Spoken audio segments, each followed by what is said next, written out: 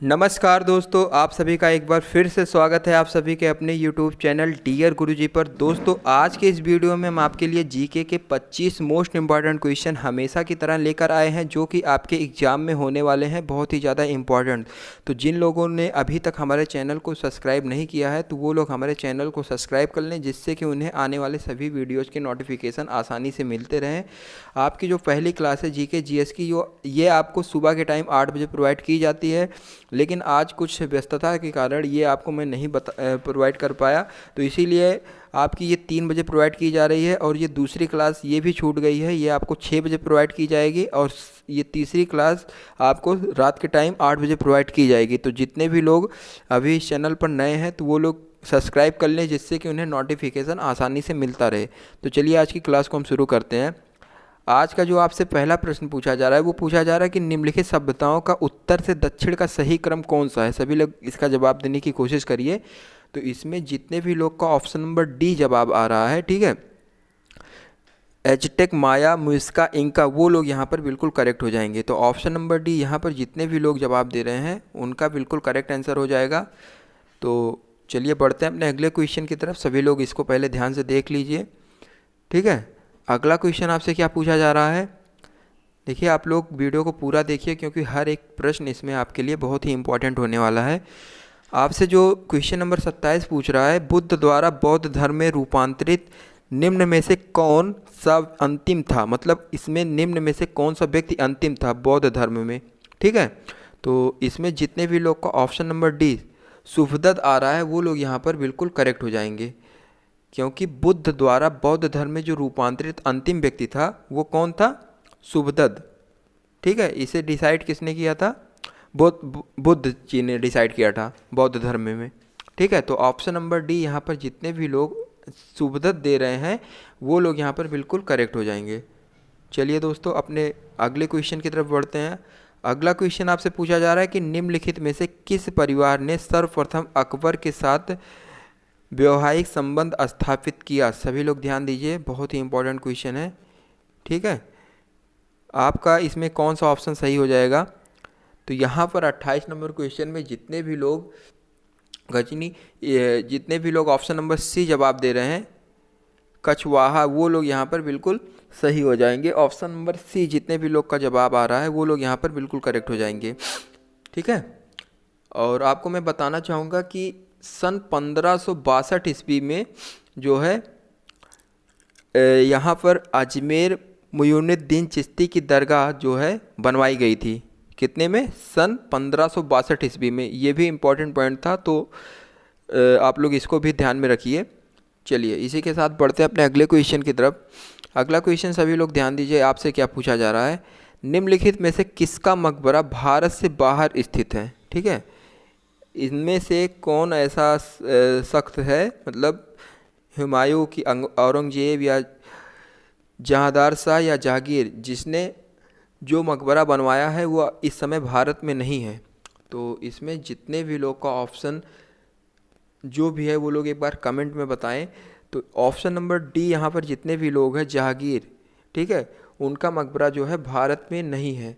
तो जहांगीर जो है बिल्कुल करेक्ट आंसर हो जाएगा। और साथ ही साथ मैं आपको बताना चाहूँगा, ये जो जहांगीर थे इनकी मृत्यु सन 1627 ईस्वी में हुई थी, और इस समय जो इनका मकबरा है वो लाहौर में है, पाकिस्तान में जो कि पड़ता है लाहौर। और इस मकबरे में जो है हुमायूं का मकबरा भी शामिल है, ठीक है। तो आपका जो ऑप्शन नंबर डी है जहांगीर, ये चीज़ बिल्कुल करेक्ट हो जाएगा। तो जितने भी लोग ऑप्शन नंबर डी जवाब दे रहे हैं वो लोग यहाँ पर बिल्कुल सही हो जाएंगे, ठीक है। इनका मकबरा है पाकिस्तान में, लाहौर में।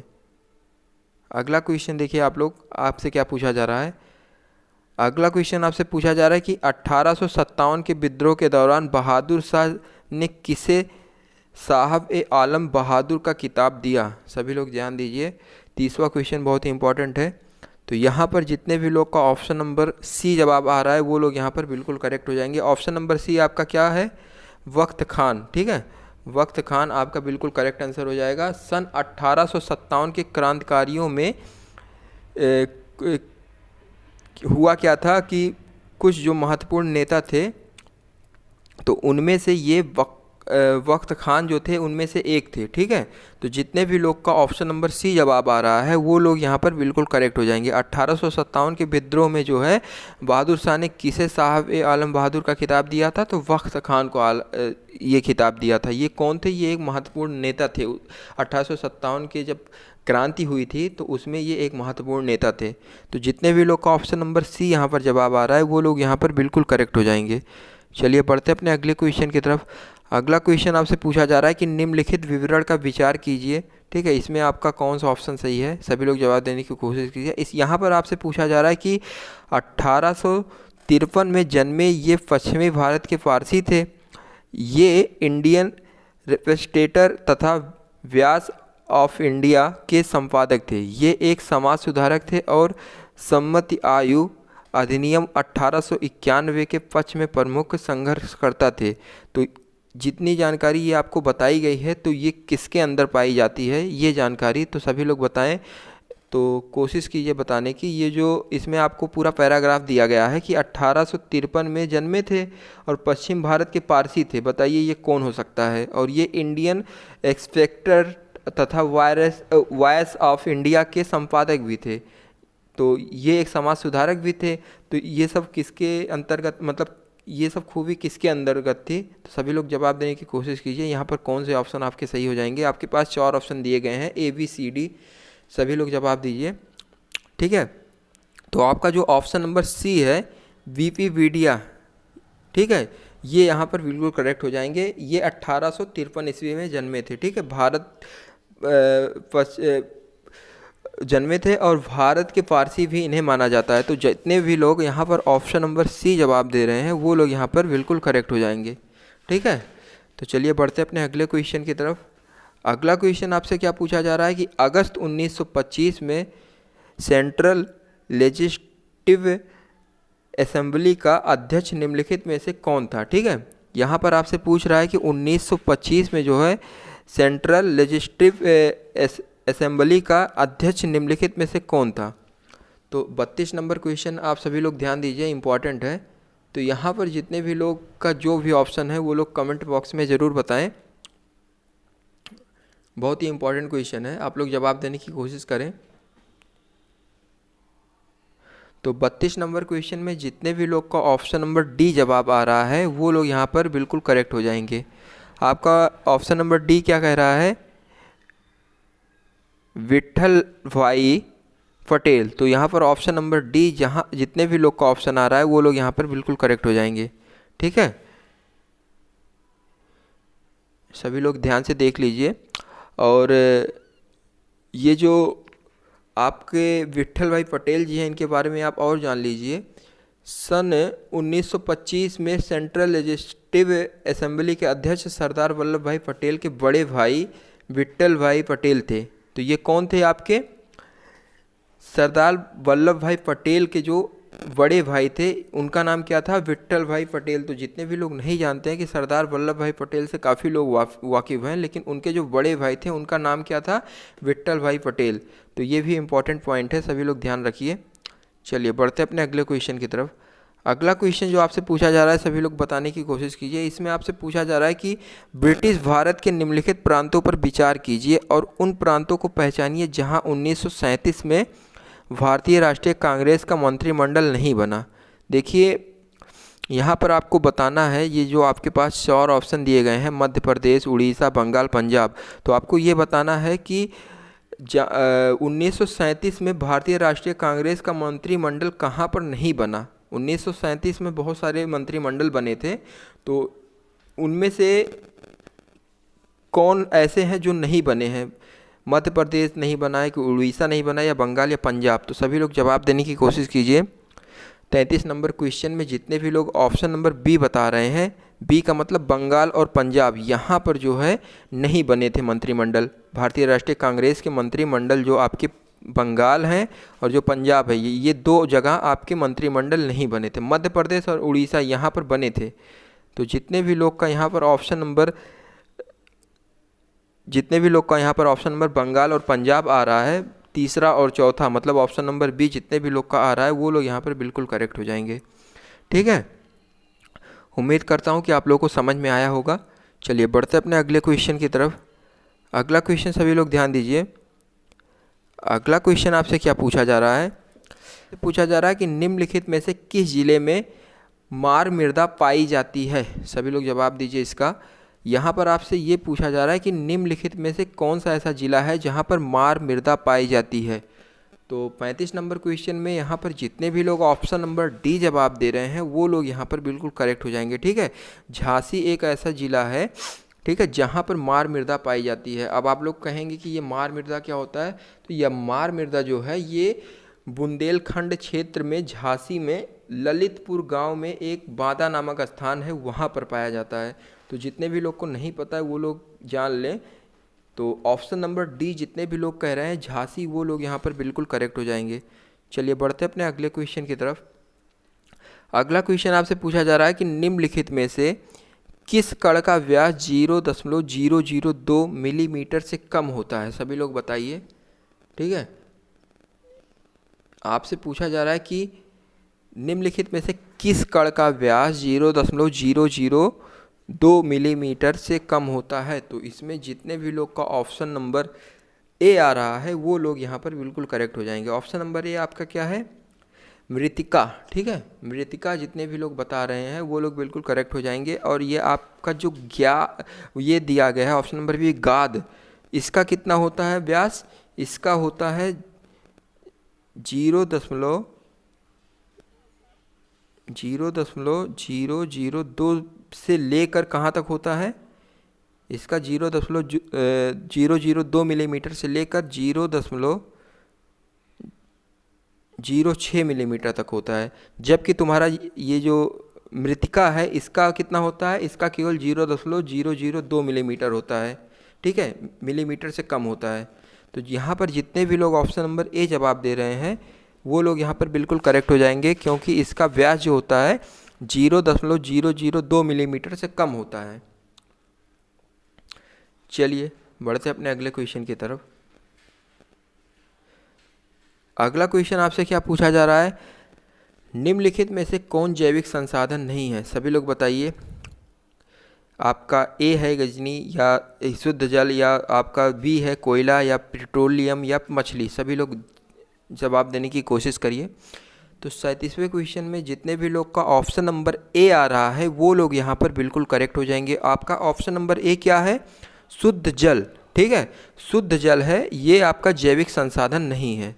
ठीक है, जैविक संसाधन क्या क्या है? कोयला है, पेट्रोलियम है। ठीक है, ये दोनों आपके क्या है? जैविक संसाधन है। आपका मछली ये भी जैविक संसाधन है।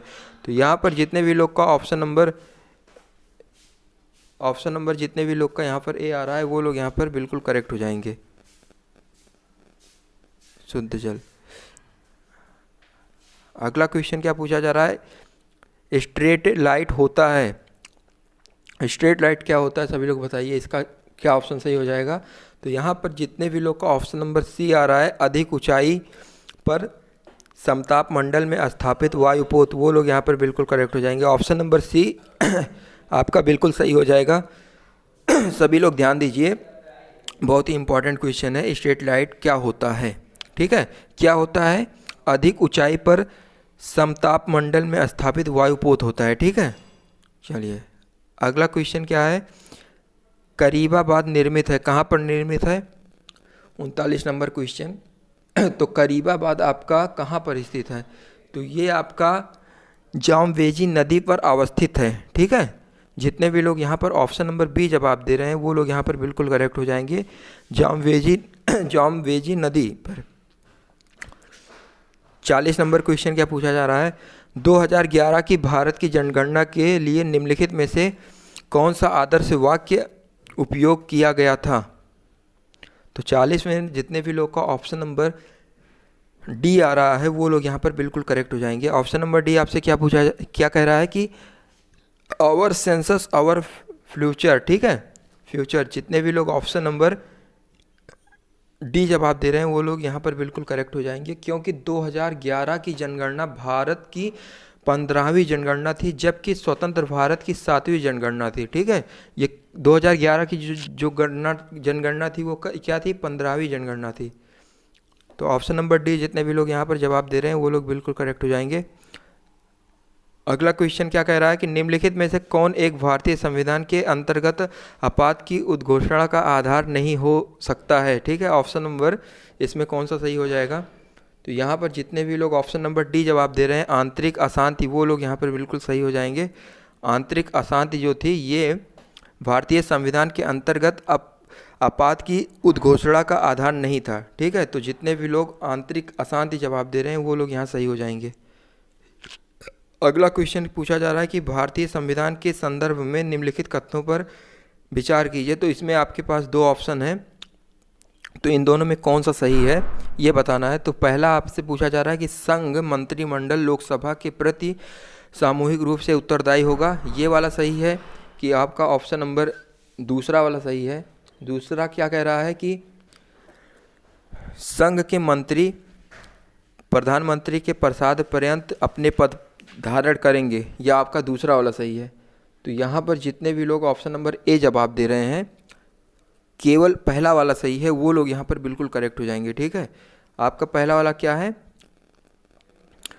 संघ मंत्रिमंडल मंत्रिपरिषद लोकसभा के प्रति सामूहिक रूप से उत्तरदायी होगा। ठीक है, ऑप्शन नंबर ए जो है आपका बिल्कुल करेक्ट हो जाएगा। अगला क्वेश्चन आपसे क्या पूछा जा रहा है, इसमें देखिए सूची 1 को सूची 2 से मिलान करना है और सूचियों के अंत में जो दिए गए कूट हैं उनको सही उत्तर उनका बताना है क्या होगा। तो जितने भी लोग का ऑप्शन जो है वो लोग जवाब देने की कोशिश कर रहे हैं। तो 44 नंबर क्वेश्चन में आपका जो ऑप्शन है पहला वाला 7वीं अनुसूची, तो इसका संबंध अगर दूसरी सूची से मिलान किया जाए तो किससे होगा। ठीक है, आप लोग बताने की कोशिश करें। तो ये आपका जो होगा 44 नंबर क्वेश्चन में, तो आपका जो ये तीसरा वाला है इसमें विधायी शक्तियों का वितरण, ये आपका बिल्कुल करेक्ट हो जाएगा। और ये 8वीं अनुसूची है, इसका संबंध किससे होगा, सभी लोग बताएं। 44 नंबर क्वेश्चन में आपका जो 8वीं अनुसूची है इसका संबंध आपका होगा पहले वाले से, भाषाओं से संबंध रखता है 8वीं अनुसूची। और 9वीं अनुसूची के अंतर्गत क्या आता है, ये आपका दूसरा वाला बिल्कुल करेक्ट हो जाएगा, दल परिवर्तन के आधार पर निर्भरता। ठीक है, और ऑप्शन नंबर डी जो आपका 10वीं अनुसूची है ये संबंध रखता है किससे, ये बिल्कुल सामने आपके जो है कुछ अधिनियमों का विधिमान्यकरण। ठीक है, तो जितने भी लोग ऑप्शन नंबर ए जवाब दे रहे हैं वो लोग यहाँ पर बिल्कुल करेक्ट हो जाएंगे। सभी लोग ध्यान से इसको देख लीजिए, बहुत ही इंपॉर्टेंट था ये। ठीक है, चलिए बढ़ते अपने अगले क्वेश्चन की तरफ। अगला क्वेश्चन आपसे क्या कह रहा है, निम्नलिखित में से कौन भारतीय संविधान के अंतर्गत सही नहीं है। ठीक है, तो क्या पंचायत जो है ये भाग 9 का है, या नगर पालिका जो है भाग 9 का है, या आपका सहकारी समितियाँ जो है भाग 9 खा की है, या अधिकरण भाग 10 का है। तो इसमें से आपको बताना है कि इसमें से कोई एक ऑप्शन जो है वो गलत है, उसका मिलान सही नहीं है, तो आपको यही बताना है। तो इसमें जितने भी लोग ऑप्शन नंबर डी जवाब दे रहे हैं अधिकरण, वो लोग यहाँ पर बिल्कुल करेक्ट हो जाएंगे। ठीक है, अधिकरण आपका बिल्कुल सही हो जाएगा। ऑप्शन नंबर डी अधिकरण भाग 10 से मिलान इसका सही नहीं है। बाकी ऊपर के जो पंचायत है ये भाग 9 से संबंध रखता है, और नगर पालिकाएँ ये भाग 9 का से संबंध रखते हैं, और जो आपका सी है सहकारी समितियाँ ये आपका भाग 9 खा से संबंध रखते हैं। तो जितने भी लोग ऑप्शन डी जवाब दे रहे हैं वो लोग बिल्कुल करेक्ट हो जाएंगे। अगला क्वेश्चन आपसे पूछा जा रहा है कि भारतीय संविधान के प्रति प्राधिकृत हिंदी पाठ को निम्नलिखित संविधान संशोधनों में किसके द्वारा प्रकाशित करने के लिए अधिकृत किया गया। सभी लोग जवाब दें, इसका बहुत ही इंपॉर्टेंट क्वेश्चन है। ठीक है, यहाँ पर आपसे पूछा जा रहा है कि जो भारतीय संविधान है इसकी प्राधिकृत हिंदी पाठ को निम्नलिखित संविधान संशोधन में किसके द्वारा प्रकाशित करने के लिए अधिकृत किया गया। तो 46 नंबर क्वेश्चन में जितने भी लोग का ऑप्शन नंबर बी है 58वां संशोधन 1987 में। ठीक है, जितने भी लोग का ऑप्शन नंबर डी है इस बी है वो लोग यहाँ पर बिल्कुल करेक्ट हो जाएंगे। बी वाला क्या कह रहा है, 58वां संशोधन जो है 1987, ये बिल्कुल यहाँ पर आपका करेक्ट है। तो जितने भी लोग बी जवाब दे रहे हैं वो लोग यहाँ पर बिल्कुल करेक्ट हो जाएंगे, सभी लोग ध्यान दें। चलिए बढ़ते अपने अगले क्वेश्चन की तरफ। अगला क्वेश्चन आपसे पूछा जा रहा है कि सूची 1 को सूची 2 के साथ यहाँ पर भी मिलान कीजिए। तथा सूचियों के अंत में दिए गए कूट को सही उत्तर से चुनिए। मतलब ठीक है, यहाँ पर आपको सही उत्तर यहाँ भी बताने हैं। तो इसका सही उत्तर क्या हो सकता है, जो आपका ऑप्शन ए है, स्वर्ण जयंती ग्राम स्वरोज योजना, ये आपकी कब शुरू की गई, सभी लोग बताएं।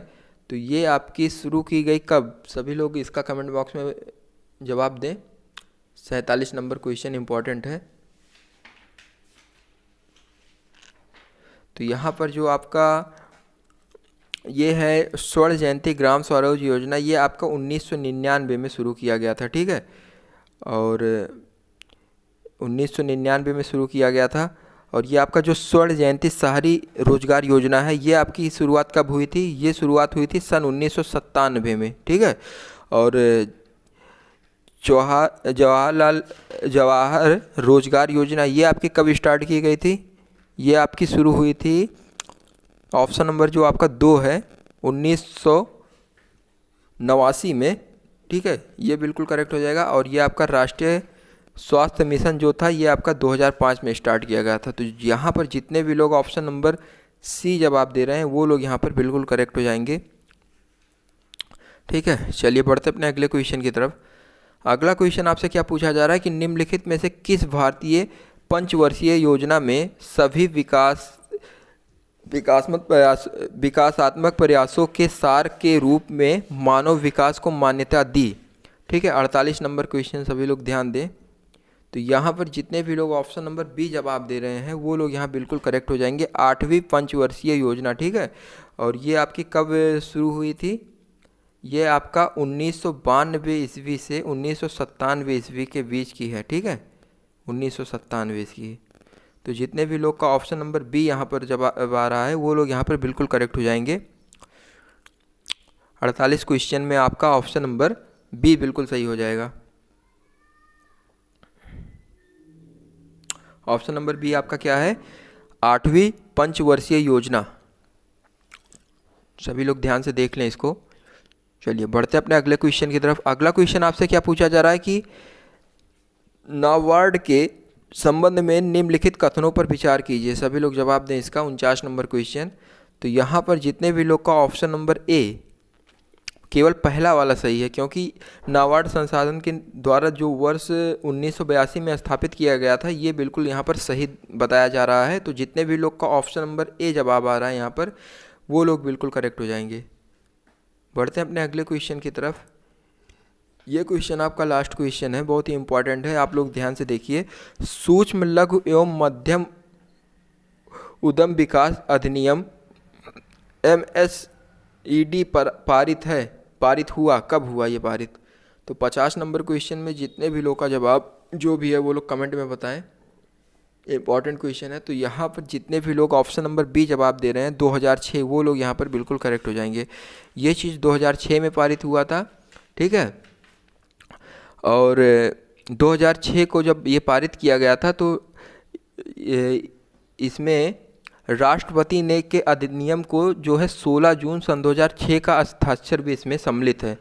इसमें कब का हस्ताक्षर सम्मिलित है, राष्ट्रपति ने यहाँ पर 2006 में ही 16 जून को यहाँ पर हस्ताक्षर करके इसे सम्मिलित किया था। तो ये अधिनियम आपका कब का है, सन 2006 का है। तो जितने भी लोग का ऑप्शन नंबर बी जवाब है, वो लोग यहाँ पर बिल्कुल करेक्ट हो जाएंगे, ठीक है। चलिए अब इसी के साथ ये वीडियो यहीं पर समाप्त होता है। अगर वीडियो अच्छा लगे तो वीडियो को लाइक करिए, और यदि चैनल पर नए हैं तो चैनल सब्सक्राइब करिए, क्योंकि मैं यहाँ पर आपके लिए डेली 2 से 3 वीडियोस प्रोवाइड करता हूँ, जो कि आपके एग्ज़ाम से रिलेटेड होते हैं और बहुत ही इंपॉर्टेंट मैं प्रश्न आपके सामने लेकर आता हूँ, ठीक है। तो चलिए मिलते हैं अपने अगले क्लास में, जो आपको 6 बजे प्रोवाइड की जाएगी। सभी लोग से रिक्वेस्ट है कि चैनल को सब्सक्राइब करिए, जिससे कि नोटिफिकेशन आपको आसानी से मिलता रहे। चलिए।